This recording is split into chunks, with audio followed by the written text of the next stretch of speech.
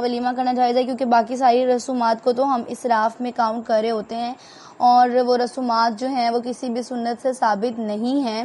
تو یہ ولیمہ کی رسم جو ہے یہ کرنا جائز ہے یا اس میں شرکت کرنا ضروری ہے، یا ان میں ہم لوگ کن لوگوں کو بلائیں؟ یعنی اگر ہم بہت زیادہ ہجوم کو اکٹھا کر لیتے ہیں تو اس میں بھی ہمارا بہت زیادہ ڈالرز اور پیمنٹس وغیرہ لگ جاتی ہیں، اس میں بہت پیسے لگتے ہیں، تو یہ بھی ایک اسراف کی فارم ہے. تو کیا ہم اکٹھا کر سکتے ہیں، یا پھر ہم ولیمہ کس دن کریں اور ولیمہ کرنا جائز ہے یا نہیں؟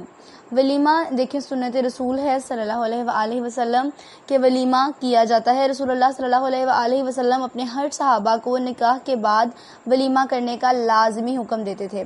ولیمہ دیکھیں کیا ہے کہ ولیمہ ایکچولی نکاح کا کھانا ہوتا ہے. ہمارے ہاں جیسے ٹرینڈ ہے، اور یہ ایک بہت ہی ڈفرینٹ ٹائپ ٹرینڈ ہے کہ ہمارے ہاں نکاح کے دن لڑکی والے بہت بڑا کھانا ارینج کرتے ہیں لڑکے والوں کے لیے، اور پھر انہیں کھانا کھلاتے ہیں، اور نیکسٹ ڈے پھر لڑکے والے اپنی طرف سے کھانا بہت بڑا ارینج کرتے ہیں جس کو ولیمہ کا نام دیتے ہیں، اور پھر وہ لڑکی والوں کو، اس کے گھر والوں کو، اپنے کچھ عزیز و اقارب کو اکٹھا کرتے ہیں اور پھر اس کو کھانا کھلاتے ہیں. ولیمہ جائز ہے، ٹھیک ہے. نکاح کا جو کھانا ہوتا ہے وہ ایکچولی ولیمہ ہوتا ہے، نکاح کے دن کا کھانا نہیں ہوتا، ٹھیک ہے. نکاح جو ہے اس کے بعد ولیمہ نکاح کی خوشی میں کیا جاتا ہے. جیسے کہ بچہ پیدا ہوتا ہے، جب بچے کی پیدائش ہوتی ہے تو عقیقہ بچے کی پیدائش کی خوشی میں کیا جاتا ہے، یہ بھی سنت ہے، ٹھیک ہے. اسی طرح ولیمہ جو ہے وہ نکاح کی خوشی میں کیا جاتا ہے اور یہ سنت رسول ہے، ٹھیک ہے. اس کے لیے اب یہ ضروری نہیں ہے کہ آپ نے اپنے ولیمے میں بہت سارے لوگوں کو اکٹھا کرنا ہے اور بہت سارا آپ نے کھانا بنانا ہے، ان کو کھلانا ہے. دیکھیں یہ تو سنت ہے کہ آپ اپنے عزیز و اقارب کو کھانا کھلائیں، ٹھیک ہے. کھانا کھلانے سے برکت پیدا ہوتی ہے، آپ لوگوں کے دلوں میں محبت پیدا ہوتی ہے، اور حدیثوں میں یہ درجنوں بار آیا ہے کہ اپنے گھر والے لوگوں کو اکٹھا کریں، اپنے اہل خانہ کو اکٹھا کریں، اپنے عزیز و اقارب کو اکٹھا کریں، اپنے رشتہ داروں کو اکٹھا کریں اور انہیں کھانا کھلائیں لازمی. تو یہ ایک آپ کی اس طرح سے سنت بھی ادا ہو سکتی ہے، ٹھیک ہے. لیکن اس کے ساتھ آپ نے اسراف نہیں کرنا، اس کے ساتھ آپ لوگوں نے بہت زیادہ جو ہے وہ گناہوں کو نہیں لگا لینا، دکھاوا نہیں کرنا جس کی وجہ سے آپ کا یہ سنت کا ثواب بھی زائل ہو جائے، ٹھیک ہے. اب وہ کس طرح کہ فرسٹلی تو اس کوشچن کا آپ کو آنسر مل گیا کہ ولیمہ جائز ہے، ولیمہ کرنا چاہیے. آگے کوشچن کیا ہے کہ ولیمے میں شرکت لازمی ہے، یا ہم لوگ اگر ولیمے کے لیے بلائیں تو کتنے لوگوں کو بلائیں، کس طرح بلائیں، کن لوگوں کو بلائیں. اس میں یہ ہے کہ ولیمہ میں شرکت لازمی ہے. جس کسی کو بھی ولیمہ کے لیے دعوت دی جاتی ہے اس کے لیے یہ لازمی ہے کہ وہ اس میں شرکت کرے، ٹھیک ہے. نبی کریم صلی اللہ علیہ وآلہ وسلم کو جب بھی ولیمہ کی دعوت دی جاتی تھی وہ لازمی شرکت کرتے تھے، اور آپ صلی اللہ علیہ وآلہ وسلم کا روزہ بھی ہوتا تھا تو وہ شرکت کرتے تھے اور وہاں 2 منٹ بیٹھ کر آ جایا کرتے تھے. کہ میں روزہ ہوتا تھا تو وہ ظاہری بات ہے افطار نہیں کر سکتے تھے دن میں، لیکن وہ وہاں جایا ضرور کرتے تھے تاکہ اگلا انسان جو بھی انوائٹ کر رہا ہے آپ کو، اس کے دل میں کوئی اس طرح کی بات نہ آئے کہ آپ کیوں شریک نہیں ہوئے اس کی خوشی میں، ٹھیک ہے. کیونکہ ولیمہ نکاح کی خوشی میں ہے، یہ سمجھیں کہ شادی کی خوشی میں یہ کھانا ہوتا ہے. اسی سے ریلیٹڈ ایک حدیث ہے کہ رسول اللہ صلی اللہ علیہ وآلہ وسلم نے فرمایا کہ جب تم میں سے کسی کو دعوت ولیمہ پر بلایا جائے تو اسے آنا چاہیے. یعنی کہ دعوت ولیمہ قبول کرنا ضروری ہے، کہ نبی کریم صلی اللہ علیہ وآلہ وسلم نے بھی یہ ارشاد فرمایا کہ ولیمہ برحق ہے.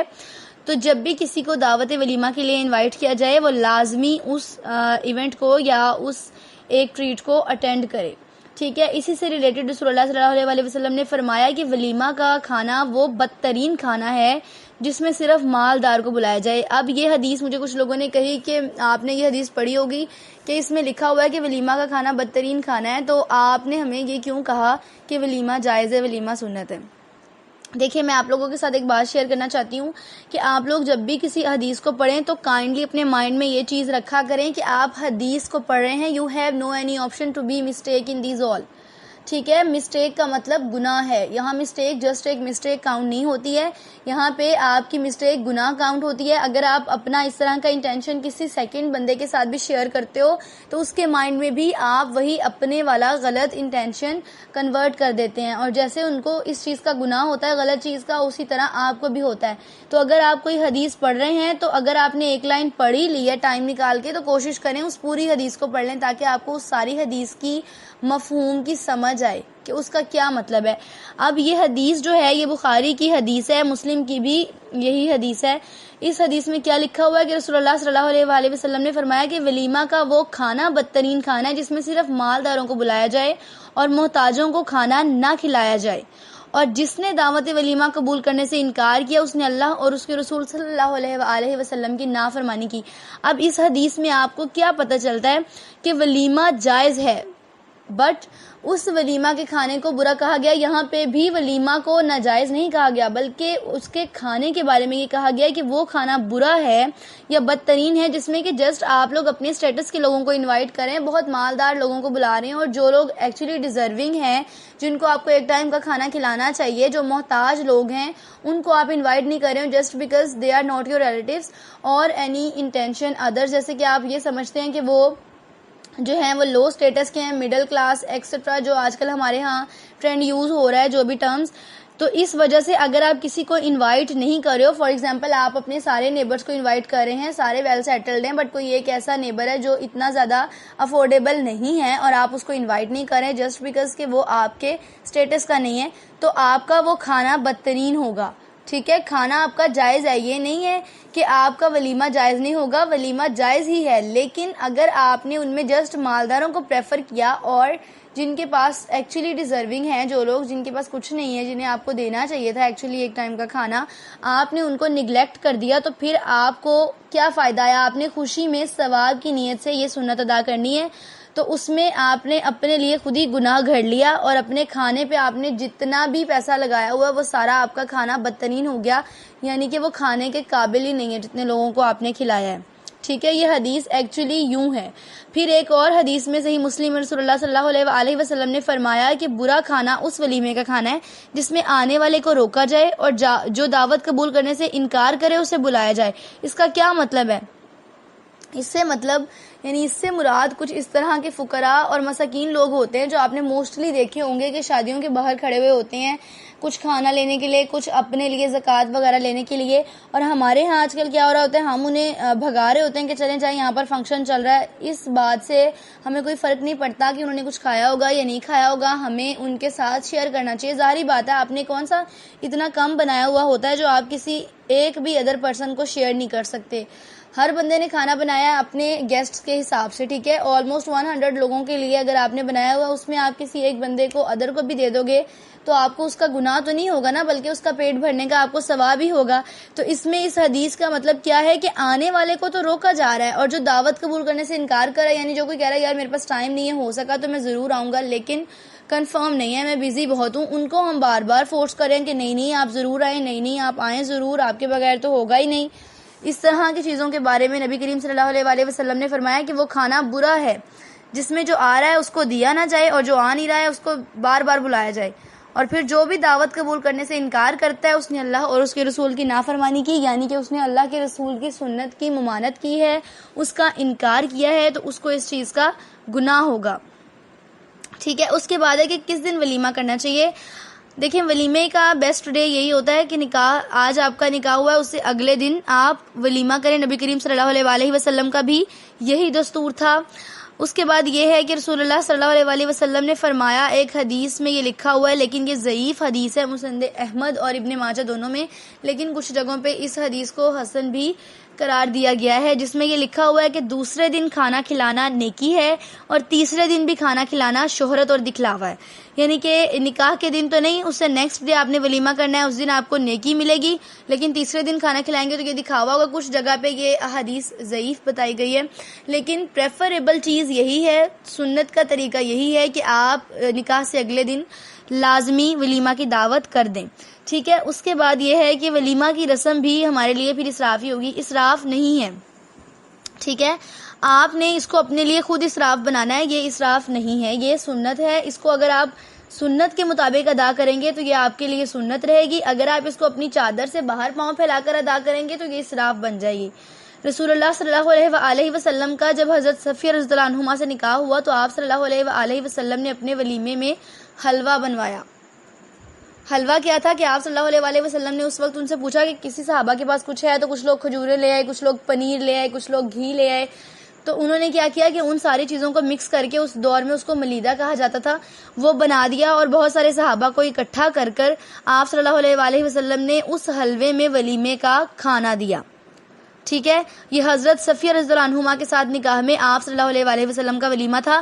اب دیکھیں کہ یہ ان کی سنت ہے، انہوں نے سنت ادا کی اور جسٹ ایک حلوہ کھلایا جنہیں سب صحابہ نے بہت شوق سے کھایا. پھر کچھ احادیث میں حضرت عائشہ رضی اللہ عنہما بیان کرتی ہیں کہ نبی کریم صلی اللہ علیہ وآلہ وسلم نے اپنی بعض ازواج مطہرات کا ولیمہ دو مد جو سے کیا. ٹھیک ہے، جن میں سر فہرست نام ام سلمہ رضی اللہ عنہما کا ملتا ہے کہ انہوں نے جو سے نبی کریم صلی اللہ علیہ وآلہ وسلم نے ولیمہ کیا. اپنی ہر زوجہ کا ولیمہ کیا تھا، مگر کیا ایسے ہی تھا کہ بہت زیادہ نہیں کیا تھا، جتنا کہ ریکوائربل تھا اتنا ہی کیا تھا. اور ولیمہ کرنا لازمی ہے، چاہے آپ جتنا مرضی کم کریں. ٹھیک ہے، اسی طرح آپ صلی اللہ علیہ وآلہ وسلم کے ایک صحابہ نے جب شادی کر لی تو آ کے آپ صلی اللہ علیہ وآلہ وسلم کو بتایا کہ میں نے نکاح کر لیا ہے. تو رسول اللہ صلی اللہ علیہ وآلہ وسلم نے ان سے کہا کہ اگر آپ نے نکاح کر لیا ہے تو اب آپ پر واجب ہے کہ آپ ولیمہ بھی کریں، خواہ آپ ایک بکرا ہی کیوں نہ کریں ولیمے میں، لیکن آپ ولیمہ لازمی طور پر کریں. تو پھر انہوں نے اپنا ولیمہ کیا. تو یہ ایک چیز ہے آپ لوگوں کے ساتھ شیئر کرنے کے لیے کہ آپ صلی اللہ علیہ وآلہ وسلم نے جسٹ اپنا ہی نہیں، ان کے صحابہ کا بھی فردر پھر یہی طریقہ کار تھا کہ وہ رسول اللہ صلی اللہ علیہ وآلہ وسلم کی سنت پر عمل پیرا تھے، اور جب بھی نکاح کیا کرتے تھے اس کے بعد وہ فوراً سے ولیمہ کی رسم ادا کر دیا کرتے تھے، اور یہ سنت تھی جسے وہ ادا کرتے تھے. اس میں بھی ہمیں اسراف سے بچنا ہے. کیسے کہ ہمیں بہت زیادہ کھانے نہیں بنانے ہیں، اپنے دسترخوان کو اتنا زیادہ فل اپ نہیں کر دینا ہے کہ دوسرا انسان حسرت کے مارے اپنے دل میں کوئی بھی غلط خواہش پیدا کرے. ٹھیک ہے، اپنا دسترخوان آپ نے بڑھانا ہے، لیکن ڈشز نہیں بڑھانی، لوگوں کی تعداد بڑھانی ہے. ٹھیک ہے، یعنی کہ آپ نے کوشش کرنی ہے کہ آپ کے پاس جتنی بھی کیپیسٹی ہے اس میں بہت سارے لوگ کھا کر جائیں. یہ کوشش نہیں کرنی کہ آپ کے پاس جتنی کیپیسٹی ہے اس میں آپ کی ڈشز بہت زیادہ ہونی چاہیے، بھلے ہی کچھ لوگوں کو ملے یا نہ ملے. ٹھیک ہے، آپ کوئی 1 یا 2 ڈشز رکھیں، لیکن آپ لوگ جتنی بھی دعوت کا اہتمام کر رہے ہیں، جتنی آپ کی کیپیسٹی، جتنی آپ استطاعت رکھتے ہیں، اس میں آپ ان لوگوں کو ضرور شامل کریں جو کہ محتاج لوگ ہیں، جن کی وجہ سے آپ کو ایکچولی میں ثواب ملنا ہے. اپنی واہ واہ کے لیے بہت بڑا ولیمہ نہ کریں. ٹھیک ہے، پھر تو ظاہری بات ہے وہ اسراف ہی کاؤنٹ ہوگا. سنت کو سنت کے مطابق ادا کرنا ہے، سنت کو دکھاوا نہیں بنانا. اس سے آپ کا ثواب بھی زائل ہو جائے گا. آپ کی سنت جو آپ ادا کر رہے ہیں اس میں بھی آپ نے مسٹیک کر دی. ٹھیک ہے، ایسا نہیں ہے کہ آپ 500 ڈشز تو بنوا رہے ہیں چکن کی اور 300 ڈشز ساتھ بنوا رہے ہیں مٹن کی، اور اس کے بعد آپ کہہ رہے ہیں کہ مجھے میٹھا بھی لازمی بنانا ہے اور چاول بھی ہونے چاہیے اور اس طرح کی سب چیزیں. تو یہ آپ کا اسرافی کاؤنٹ ہوگا، یہ آپ کا ولیمہ کاؤنٹ نہیں ہوگا پھر.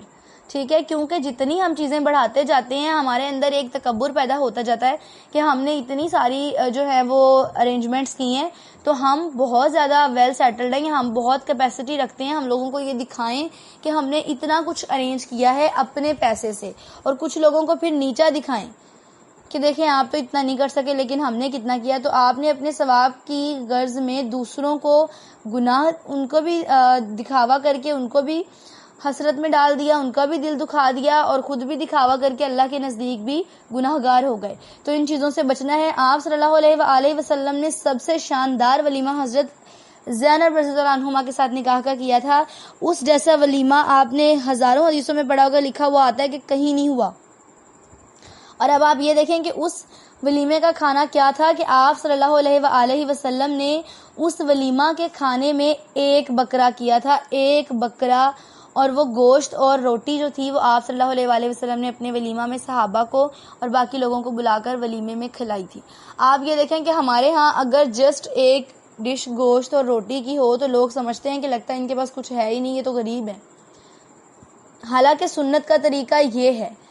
اسی لیے میں ہر بار کہتی ہوں کہ اپنے لیے دین کو مشکل نہ بنائیں. ہم نے خود سے اپنی اخراجات کو اتنا بڑھا لیا ہے، اپنی خواہشات کو اتنا بڑھا لیا ہے کہ اللہ کا دین ہم سے بہت دور کہیں پیچھے چھوٹ چکا ہے.